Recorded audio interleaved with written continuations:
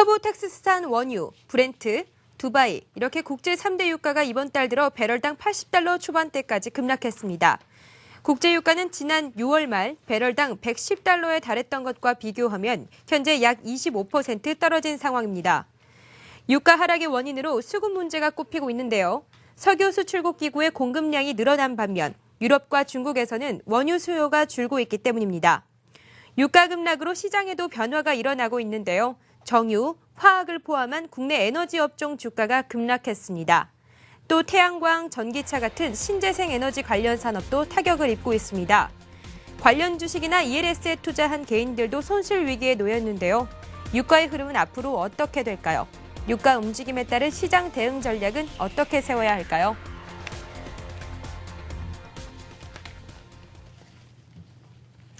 기름값이 떨어지는데 주식시장이 시끄럽습니다. 왜 그런지 또 어떻게 대응해야 하는지 알아볼 텐데요. 자, 유가가 이렇게 떨어진 적이 있었나요? 과거 사례랑 비교해서 말씀해 주신다면 어떤 것들이 있을까요?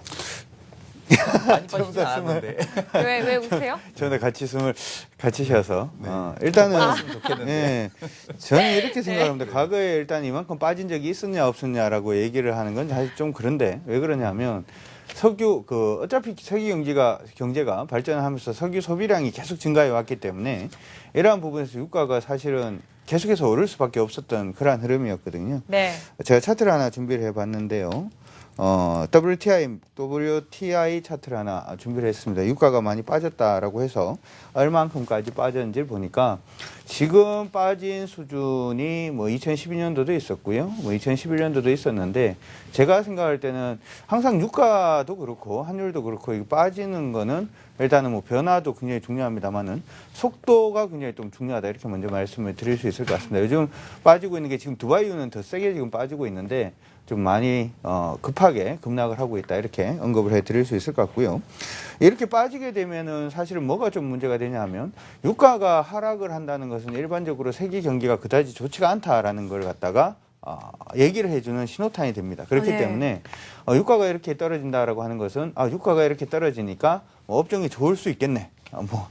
뭐라고 할까요? 석유 가격이 떨어지니까 그러면은 원자재 비용이 줄어들고 원자재 비용이 줄어들면 관련 기업들의 실적이 좋아질 수 있겠네. 이렇게 해석을 할 수도 있지만은 사실은 그 해석하기 이면에 전 세계적으로 경기가 그만큼 안 좋아지고 있다라는 것을 반증을 하기 때문에 일반적으로는 좀 안 좋은 부분이다 이렇게 말씀을 드릴 수가 있고요. 물론 이제 유가라든지 금 가격, 이런 원자재 가격은 달러 가격하고 좀 반대로 가는 경향이 있습니다. 그래서 7월 달부터 시작을 해서 유가가 좀 빠졌던 부분은 이제 그런 부분이다라고 생각을 하시면 될 것 같고요. 그리고 이제 10월 최근 들어가지고 지금 하락을 하고 있는 부분은 셀가스라든지 아니면 얼마 전에 또 IMF가 전 세계의 경기 전망 자체를 다 낮췄지 않습니까? 네. 이러한 부분에서에 대한 부담감 부분도 어느 정도 있지 않나 이렇게 생각을 해봅니다. 네, WTI 기준으로 보게 되면은 이제 추가적인 설명을 좀 드리게 되면 미국은 석유를 수출하나요? 수출하지 않나요? 이제 하려고 하죠. 네. 석유 수출을 안 하죠. 네. 미국이 정말 무서운 국가인 게요. 수입해서 씁니다. 그러니까 안에서 생산해서 본인들이 쓰거나 수입해서 쓰고 나머지 부분은 다 비축유 처리를 해버리죠. 그래서 나중에 전 세계가 석유가 떨어져서 힘들어할 때 미국 혼자 잘 먹고 잘 살라고. 그래서 미국 내에서만 거래되는 WTI니까 이 WTI는 다른 그 브렌트유나 두바이유나 이런 쪽보다 당연히 싸게 거래되는 게 당연해요. 그리고 셰일 오일 관련돼서 미국의 오일 생산량이 늘어났었기 때문에 미국 내부에 석유 공급량 자체가 많았었기 때문에 WTI가 다른 브렌트유나 두바이유 비해서 한 10불 정도 가까이까지 낮은 적도 있었습니다. 네. 그러니까 소위 말해서 미국이 이제 바깥에다가 석유를 갖다 팔기 시작하면 배럴당 10달러씩 뛰기가 가능했어요. 그럼 이런 거는 엄청난 이슈 아닙니까? 그런데 보게 되면은 아까 전에 그 그림 다시 한번 보실래요? WTI하고 브렌트유하고 지금 이거 말고 화면 나왔던 거 어쨌든 지금 차이가 2, 3달러밖에 차이가 안 나요. 이게 말하는 게 뭐냐 하면은 정말 많이 빠지고 있다는, 유가가 정말 많이 빠지고 있다라는 건데, 세계 GDP하고 원유 수요 증가율, 요거였어요. 요거 보게 되면 지금 WTI 84달러죠. 두바이유하고 브렌트유가 87달러밖에 안 됩니다. 예전에 차이가 많이 날 때는 10달러 벌어졌었어요. 근데 네. 지금 이 폭이 굉장히 많이 좁아졌죠. 네. 원래 WTI는 싸게 거래돼요. 나머지 부분들이 더 많이 빠진 게 걱정이라는 거예요. 근데 이게 빠진 이유가 경제 전망을 계속적으로 낮게 잡다 보니까 그러면 유가 그 원유에 대한 수요가 떨어지겠네라고 보는 거고, 요 그림 하나 볼까요? 미국 내 원유 생산 증가. 요거 그림 하나 보여주시면 굉장히 재밌는 그림이 나오는데, 미국이 세계 최대의 원유 수입국이었습니다. 네. 그런데 지금요, 수출국으로 바뀌게 됐어요. 이런 부분들의 그림이 있음에도 불구하고 오펙의 생산량 한번 볼까요? 오펙 생산량 보면 생산이 줄질 않아요. 옆에 보게 되면 오펙 회원국 원유 생산 그림 하나 보여주시면, 다음 페이지요. 네, 이거 오른쪽 거 그림 보면 되겠네요. 오펙 네. 회원국들 원유 생산 증가 그림 보게 되면, 야, 이게 피값이 이렇게 빠지면 물량을 줄이면 될 거 아니냐라고 생각들 많이 하실 텐데요. 지금 오펙들 내부에서 그런 걸 하지 않아요. 피값이 빠지니까 차라리 양을 늘려가지고 MS라도 유지하겠다, 이런 식으로 나가고 있다라는 거죠. 그래서 이 그림을 놓고 봤을 때 유가가 급바운딩 튀기에는 어려운 것 같아요. 그런데 제가 여기 팻말에도 써놓은 것처럼 생산 원가 밑으로 가서는 엎어지는 애들이 나오기 시작할 거 아닙니까? 미국하고 러시아하고 생산하는 게 2천만 배럴 정도 되는데, 네. 여기에 생산 원가가 70달러 후반대입니다. 즉 70달러 초반대로 가게 되면 2천만 배럴의 생산량이 엎어져 버리는 거예요. 그렇게 되면 유가 어떻게 될까요? 바로 반등 나오죠. 네. 균형을 잡는 가격권에 근접했다라고 보는 거고, 80달러 선이면 충분히 근접했다라고 말씀드려야 될 것 같습니다. 뭐 이제 그 방금 말씀 주신 대로 왜 이렇게 그 모든 사실 이제 우리가 쉐일 혁명이라고 했죠. 그러니까 네. 뭐냐면 코스닥과 거래소의 디커플링. 그러니까 미국의 경기는 좋아진다는데 왜 그 유럽은 안 좋을까?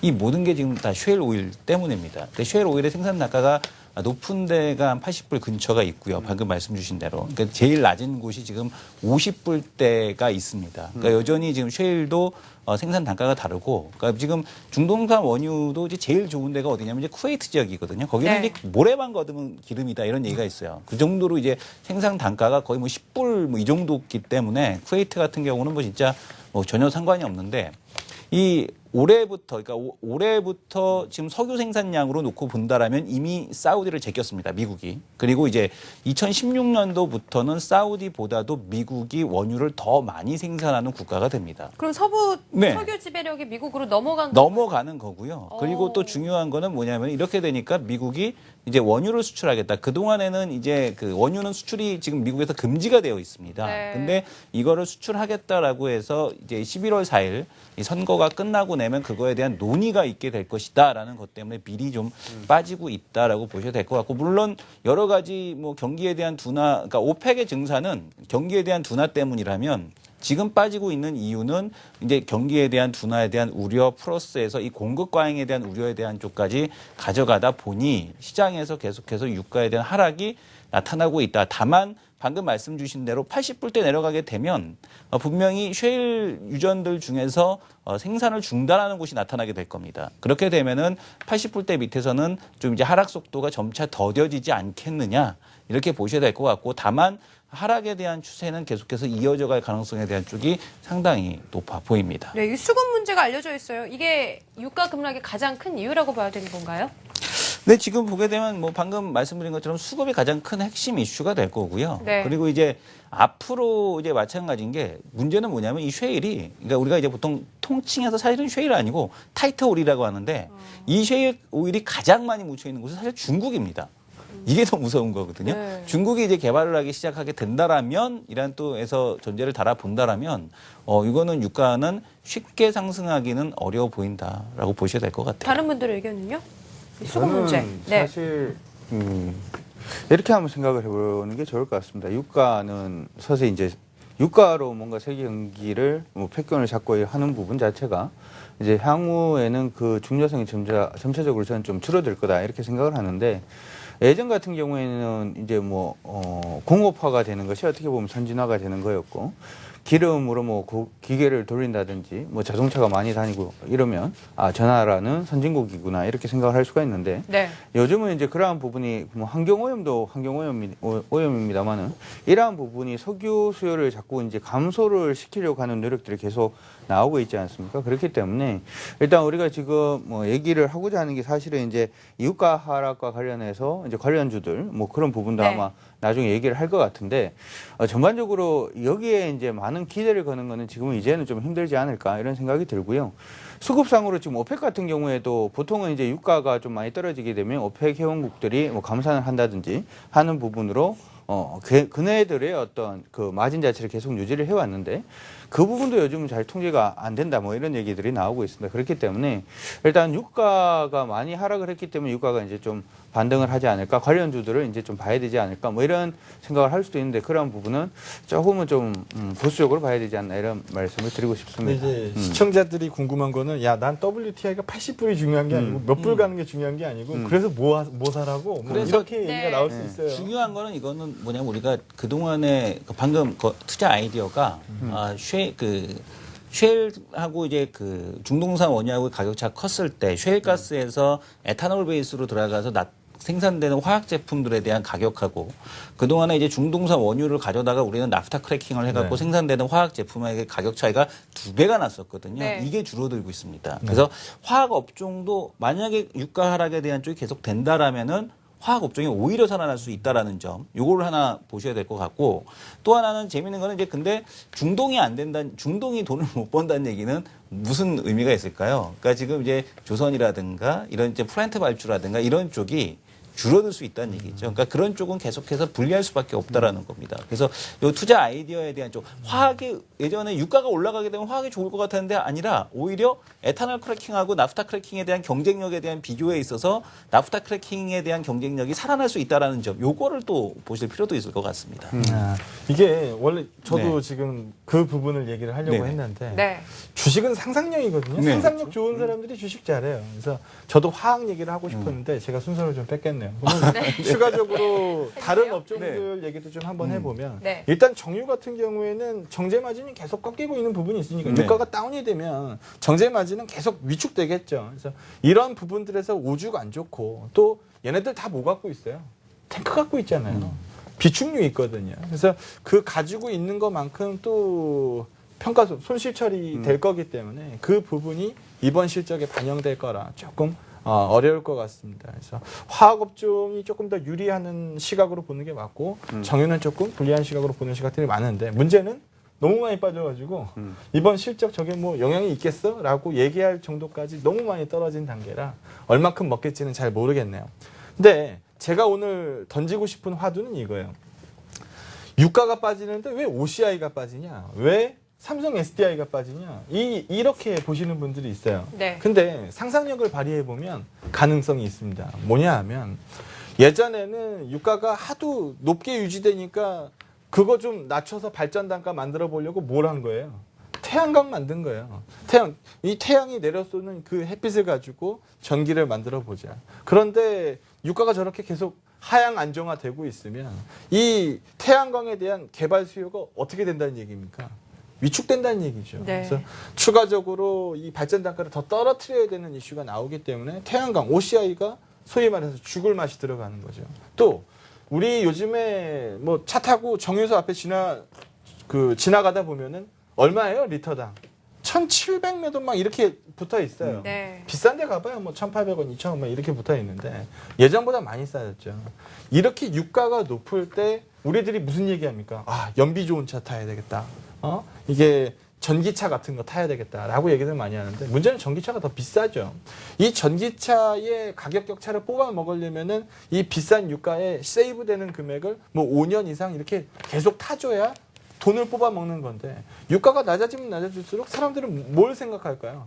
아, 전기차 좀 나중에 사도 되겠는데? 라는 생각할 거라는 거죠. 네. 그런 이슈가 삼성 SDI를 또 뭐 밀어내릴 수도 있는 거예요. 그래서 무슨 상관이 있어? 라고 생각했던 것들 쪽에서 좀만 계산하면은 상상력이 발휘되는 것처럼 이런 부분들, 유가가 빠지고 있는 부분들에서 피해를 입은 업종들이 나왔고 반대로 이제 80%를 찍고 상당 부분 유가가 이제 견조하게 버티기 시작하면 이것 때문에 빠진 애들을 골라내야 될 거 아닙니까? 그래서 그런 시점, 그런 맥락에서 봤을 때 오늘 이 유가 하락에 관련된 투자 아이디어는 한번 타이밍이 좀 좋았던 것 같아요. 뭐 투자에 좀 이용이 가능할 것 같습니다. OCI 이제 그 태양광 쪽의 그리디 패리티가 이제 130불이었죠. 2년 전에. 아마 효율 개선을 해도 아마 110불, 120불 그 사이가 될 것 같은데 여전히 유가가 100불 이상으로 올라오지 않는 이상은 태양광은 좀 쉽지 않다. 그게 이제 맞을 것 같고.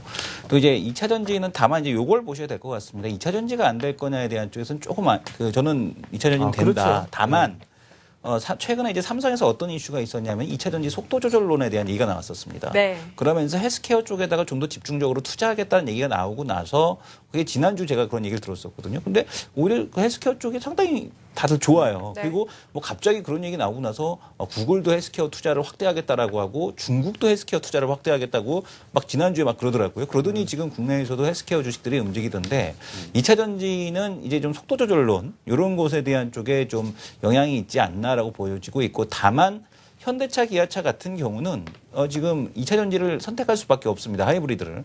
왜냐하면 이제 듀얼 클러치하고 왜 그 이유가 뭐냐면 현대차가 앞으로 미국의 유럽의 차를 팔기 위해서는 지금 목에 찼거든요. 뭐가 목에 찼냐면 탄소 배출권에 대한 양이 목에 찼습니다. 더 이상 기존에 있는 자동차만 갖고서는 안 돼요. 그래서 네. 듀얼 클러치나 아니면 터보 차저 도입을 해야 되는데 이 내연기관의 효율 개선으로는 한계가 생겨요. 그러다 보니까 어쩔 수 없이 지금 하이브리드를 같이 팔아줘야 되거든요. 그래서 2차 전지에 대한 수요는 어쨌든 간에 뭐 유가하고는 상관없이 지금 탄소 배출권에 대한 규제 때문에 계속 발생할 수밖에 없다라는 점은 좀 보셔야 될 것 같습니다. 그래서 태양광과 2차 전지는 최근에 이제 시장 이슈 때문에 같이 하락하지만 그래도 선택한다면 2차 전지가 그래도 훨씬 낫다. 이렇게 봐야 될 것 같습니다. 물론이죠. 네. 오늘 제가 그냥 계속 가만히 있게 되는데 네. 좋은 말씀 너무 많이 듣는 것 네, 같습니다. 강 대표님도 얘기해 일단은 주세요. 제가 생각할 때는 이런 네. 부분이 있는 것 같습니다. 석유는 조금 어렵다 이렇게 말씀을 일단 해드렸는데 제가 생각을 할 때는 우리가 지금 전기차를 한다든지 태양광을 한다든지 풍력을 하는 게 단순히 이게 발전 단가 때문만은 아니다 이렇게 생각을 합니다. 이게 범정부적으로 일단 얘기가 나오는 게 아까 이제 말씀을 해주셨습니다만은 온실가스 감축으로 인해서 지구의 온도를 좀 낮춰야 된다. 뭐 이런 부분에 일단 전 세계적으로 공감대가 형성이 되어 있는 부분이기 때문에 네. 일단은 석유 가격이 많이 떨어진다라고 하더라도 태양광하고 전기차 부분은 일단 장기적인 플랜으로는 충분히 가능하다 이렇게 일단 생각을 하시고 보시는 게 좋을 것 같고요. 사실 이제 지금 중국 같은 경우에는 이런 화석 연료 때문에 대기 오염이 굉장히 심합니다. 그래서 발전을 할 때 이 발전 부분이 한 상당 부분 거의 한 20% 정도는 청정 에너지로 채워라. 뭐 이런 게 공산당의 어떤 지령으로 떨어져 있는 부분이기 때문에 그래서 중국이 이번에도 태양광에 대해서 굉장히 크게 이렇게 투자를 하는 부분이거든요. 단지 이제 OCI 같은 경우에는 우리나라가 내년부터 시작해서 아예 보조금이 없어지는 것처럼 이렇게 지금 얘기가 나오고 있습니다. 그런 부분이 있어서 네. 그러면 이제 기다릴 데가 없어지는 거죠. 이런 부분이 좀 부담이 돼서 지금 좀 밀리고 있는 것이 아닌가 이렇게 생각이 드는데 어차피 중국 시장 생각을 한다면 충분히 뭐 OCI 같은 경우도 반등 가능성이 있지 않나 이렇게 생각은 들고요. 네. 그리고 저는 삼성 SDI에 대해서는 이런 생각을 한번 해봅니다. 아무리 2차 전지가 잘 된다라고 하더라도 기존에 있던 사업부를 정리할 게 좀 많아요. 그럼 거기서 기존 사업부가 실적 냈던 부분만큼 실적을 내줘야 된다는 얘기인데 그러지 않고서는 실적이 돌기가 힘들거든요. 실적이 돌지 못한다면은 당연히 이제 주가도 돌기가 힘들겠죠. 네. 뭐 그런 부분까지 조금 기다려야 되지 않나 이렇게 생각을 하고요. 그러한 부분으로 일단 생각을 해본다면은 아직까지 실적이 가시화가 되지는 않았습니다만은 2차 전지 쪽에서는 차라리 LG화학 쪽이 낫지 않나 이렇게 생각을 하고요.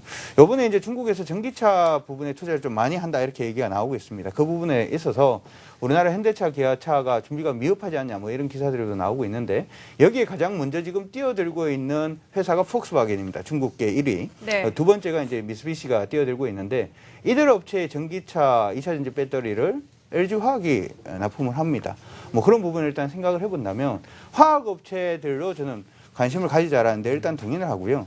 그리고 화학 업체는 어떻게 보면 한번 뭐가 터지면 굉장히 성장하는 기업이거든요. 네. 아마 아신지 모르겠는데 옛날에 코카콜라가 PT병에 안 담겨 있었거든요. 유리병. 네, 유리병에 담겨 있었습니다. 네. 갑자기 뚱캔 콜라밖에 없던데. 이게 무슨 얘기냐면 네. 그 유리병에서 어떤 PT병으로 바뀔 때는 요즘은 PT병 재활용 쓰레기장 보면 쓰레기장이 여기저기 박혀 있으면은 그때는 거의 뭐 혁신이었거든요. 네. 그런 식으로 화학 업종은 계속 변신을 할 수가 있다는 겁니다. 그렇기 때문에 그런 부분을 일단은 계속 체크를 해가시면서 상상력을 한번 발휘해 보시는 것도 좋을 것 같습니다. 네. 네, 얼마 전에 항공주도 얘기해 보려고 하는데요. 장 팀장님. 네. 네, 제가 스피드 꼼책으로 항공주, 그러니까 유가가 떨어지는 부분이면은 대한항공 실적이 좋아지니까 그런 네. 부분들도 얘기를 했어요. 근데 오늘은 그거보다는 화학업체 쪽에 포커스를 맞추고 싶습니다. 저도 화학업체 얘기를 추가적으로 좀 할까 하는데 네. 일단 그러니까 납사 가격이 밑으로 처박혀 있는 단계이기 때문에 화학업체들이 지금 일단 경기 기대감이 없으니까 제품가가 핫하긴 어렵겠죠. 그런데 지금 스프레드는 좋거든요. 그러니까 납사가가 워낙 떨어져 있는 단계이기 때문에. 그래서 네.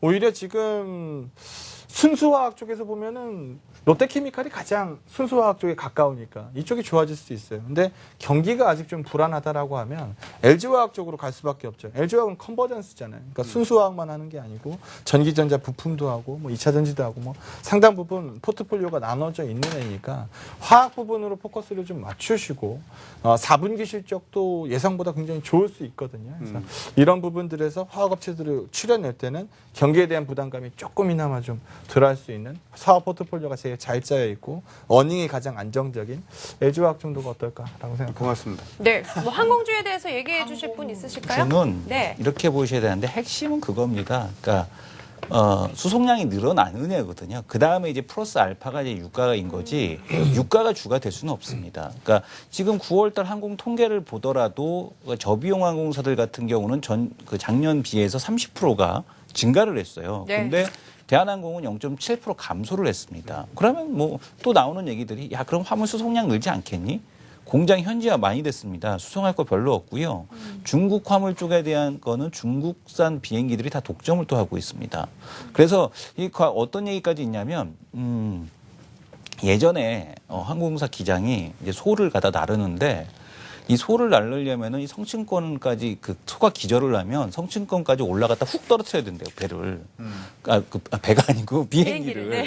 근데 이 그런 이제 자기 목숨 걸고 그런 것까지 하는데 그 물량까지도 중국 애들이 다 가져간다는 얘기예요. 그러다 보니까 지금 뭐 그렇게 한국 항공사들이 나를 수 있는 화물에 대한 쪽이 많지 않다라는 네. 얘기를 하고 있고요. 그리고 이 유가가 빠르게 떨어질 때는 대한항공의 실적이 개선이 됩니다.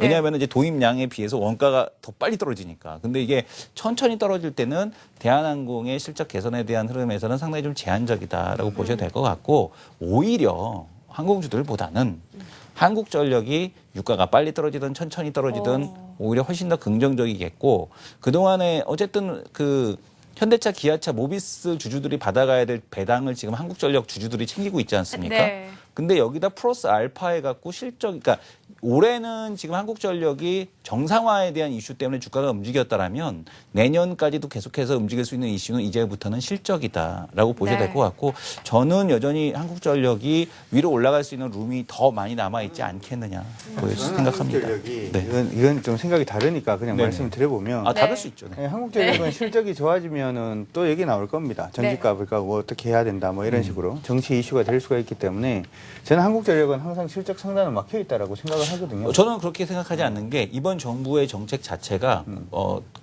정부의 정책 자체 수혜이기 때문에 저는 보는 거거든요. 그러니까 그동안에는 한국전력을 규제를 해왔다면 이제는 니네들이 좀 정상화돼야 돼. 부채 좀 까야 돼. 돈 벌어서 까야 돼라는 거기 때문에 당분간 부채가 어느 정도 정상화될 때까지는 계속해서 돈 벌게 내비두지 않겠느냐라고 생각을 합니다. 네, 네, 이렇게 해서 유가 급락에 따른 시장의 전망 그리고 관련주들의 흐름 살펴봤습니다. 오늘의 토킹 어떤 분이 되셨을까요? 보여주세요. 32% 차지하신 이승원 전문가님 오늘 토킹 되셨습니다. 축하드립니다. 클로징 멘트 짧게 해주세요. 클로징 멘트 준비 안 했는데.